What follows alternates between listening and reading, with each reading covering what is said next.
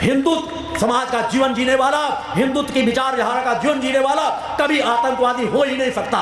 वह सीने में गोली खाना जानता है और सीने में गोली मारना जानता है। जिस दिन हिंदुत्व नष्ट हो जाएगा, जिस दिन हिंदुत्व की पूरी विचारधारा आतंकवादी बन जाएगी, मेरा मानना है 24 घंटे भी नहीं लगेंगे, पूरे विश्व में प्रलय पैदा हो जाएगी। क्योंकि हिंदुत्व की विचारधारा की जितनी बड़ी सशक्त शक्ति है, वह यदि आतंकवादी बन जाएगा तो बचेगा फिर कौन? अतः पूरे समाज को दोष देना बंद करो।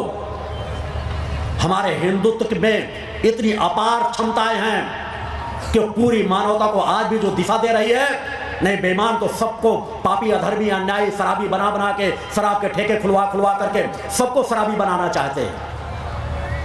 खुद शांत चित्त होकर के बैठ के सोचना, क्या देश के नागरिकों को शराब बेच करके, पैसा कमा करके शराबी बनाना किसी सरकार का आजादी के बाद धर्म कर्म कर्तव्य होना चाहिए? अगर नहीं है तो अपने अपने क्षेत्र के सांसदों, विधायकों को कहो कि या तो संकल्प लो इस बार कि हम अपने जिस क्षेत्र में कोई भी ठेका नहीं खुलने देंगे, और नहीं अगली बार चुन करके उन्हें मत भेजो। यह संकल्प आपको लेना पड़ेगा। मैंने कहा, मैंने 3 धाराओं का मैंने गठन किया है।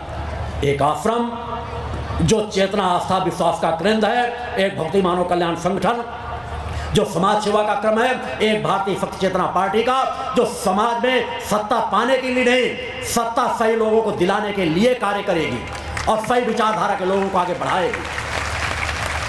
और वह दिन दूर नहीं, या तो ये सुधर जाएंगे या इन्हें सत्ता से बाहर होने के लिए बाध्य होना पड़ेगा। हमें कोई बड़ा संघर्ष करने की जरूरत नहीं। और मैं आज युवाओं का, समाज के सभी वर्गों से आह्वान करता हूं कि देश के मान सम्मान की यदि रक्षा करना है तो अपने अस्तित्व को जगाओ, अपने स्वाभिमान को जगाओ, सच्चे मां के भक्त बनो और संकल्प लो कि हम अपने मताधिकार का उपयोग करेंगे, अपना वोट अवश्य डालेंगे, मगर किसी ऐसे व्यक्ति को नहीं देंगे जो भ्रष्टाचारी हो, शराबी हो, मांसाहारी हो, अय्यास हो और जो समाज के दुख तकलीफों को समझने वाला ना हो। एक दिन में इन पार्टियों का अस्तित्व तो नहीं समाप्त होगा। अरे किसी हाथी को 10-20 दिन खाना नहीं दोगे, कितना होगा? गधे से कम तो होगा नहीं। तो ये कुछ पार्टियां आप भी सत्ता में कायम रहेंगी, मगर धीरे धीरे इनके शक्ति क्षीण होती चली जाएगी। और वह एक दिन अवश्य निर्धारित है, वह एक दिन भी आएगा जिस दिन कोई एक शक्ति साधिका या साधक भारत के संविधान की रक्षा करने के लिए उठ खड़ा होगा और देश के लाल किले पर राष्ट्रीय ध्वज सच्चाई ईमानदारी के हाथों को लेकर फहराएगा। जो कोई कठपुतली नहीं होगा, योग्य होगा, सक्षम होगा, वह दिन दूर नहीं। मानवता जग रही है, हमें उन्हें केवल दिशा यह देना है कि वह अधर्म, अनीति, अन्याय, अधर्म का रास्ता लेकर आगे न बढ़े, उग्रवाद का रास्ता लेकर आगे न बढ़े, चेतना का रास्ता लेकर के बढ़े। यही सच्चा हिंदुत्व है। हिंदू चेतनावान होता है, सामर्थ्यवान होता है, वह अपनी रक्षा करना जानता है, दूसरों की रक्षा करना जानता है, अपनी शक्ति से कभी दूसरों को प्रताड़ित नहीं करता।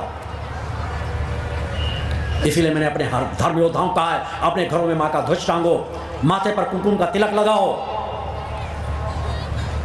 गले में तुम्हारे रक्षा कवच या रक्षा रुमाल हो, एक हाथ में धर्म दंड हो जिसमें मां की ध्वजा हो, एक हाथ में शंख हो। युग परिवर्तन का जो महाशंखनाद किया गया, कई लाख लोग, लाखों लाख लोगों की उपस्थिति में उस सिद्धाश्रम से, उसके गूंज पूरे विश्व में गूंजेगी, वातावरण में परिवर्तन लाएगी। यह शंखनाद एक ऋषि का शंखनाद था। वह शंखनाद आने वाले समय में परिवर्तन अवश्य डालेगा। और मैं संस्कारधारी जबलपुर से कह के जाता हूं कि मेरी यह वाक शक्ति का परिणाम है कि आने वाला एक भविष्य निर्धारित है जब एक शक्ति साधक या शक्ति साधिका जो मेरा शिष्य होगा, मेरी शिष्यत्व की परंपरा का आवाहन करने वाला होगा, चलने वाला होगा, वह लाल किले पे सम्मान के साथ राष्ट्रीय ध्वज फहराएगा और भारतीय संविधान की रक्षा करेगा। जो जाति, धर्म, संप्रदाय इससे कोसों दूर होगा। मानवता को तोड़ करके रख दिया गया, हिंदुत्व तो बिखरता चला जा रहा है। हम दूसरे धर्मों को, दूसरे समाज को क्यों दोष दें?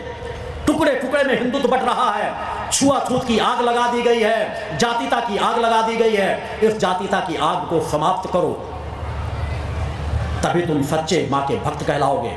मां के भक्त का तात्पर्य है अपना सभी जीवन का हर कर्म, हर पक्ष सात्विकता का हो, पवित्रता का हो, सच्चाई का हो, ईमानदारी का हो, मानवता का हो, वही सच्ची मां की भक्ति है। और जब ये विचारधारा का जीवन जियोगे तो अगर 1 घंटे 10 मिनट 15 मिनट मां के चरणों में बैठोगे तो तृप्ति और आनंद से तुम्हारा मन मस्तिष्क भर जाएगा, ध्यान तुम्हारा लगने लगेगा।